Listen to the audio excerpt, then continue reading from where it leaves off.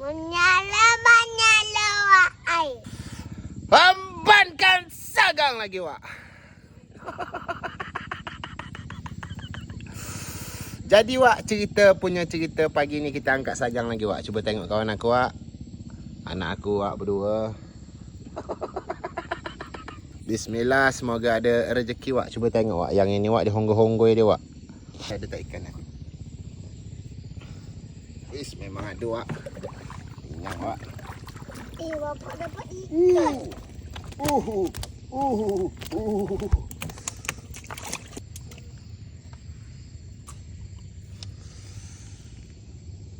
Alhamdulillah.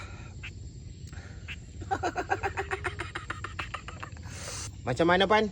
Menyala wak ai.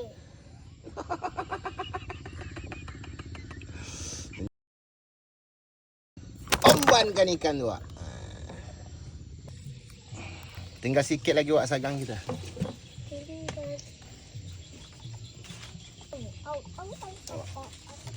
Besar juga ni wak. Sama. Duduk kan.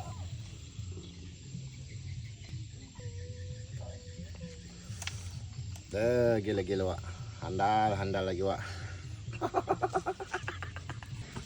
Umbankan ikan wak.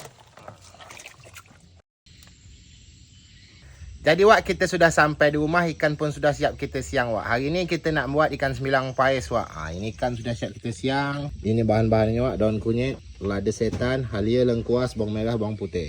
Dan ini wak, melokot sagunya wak. Lah lama wak tak makan ikan sembilang pais ni wak. Bosan pula kan gulai-gulai terus. Hembankan ikan. Hembankan garam. Hembankan lada.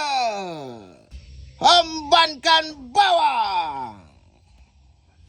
Hembankan halia. Hembankan lengkuas.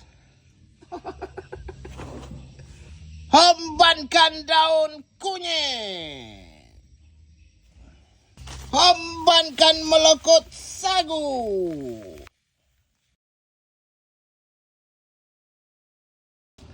Lah siap mandi kita wak.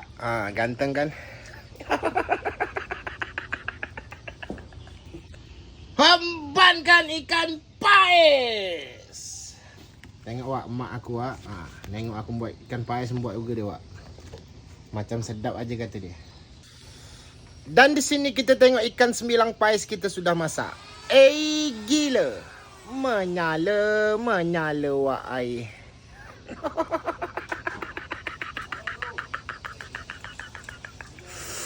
Gila wak, air bapak-bapak sedap wak. Berminyak wak.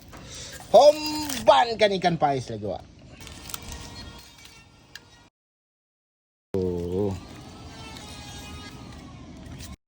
Bismillahirrahmanirrahim.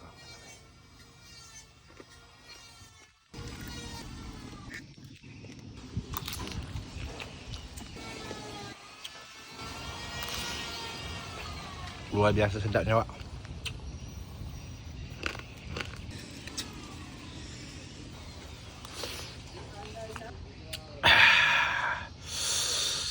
Gila wak.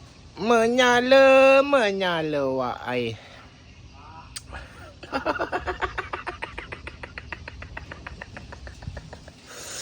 Gila wak. Bapak-bapak sedap wak sembilang pais. Ni wak, melokot sagu dia wak. Bukan main sedap lagi ni wak. Dengan daun-daun kena makan.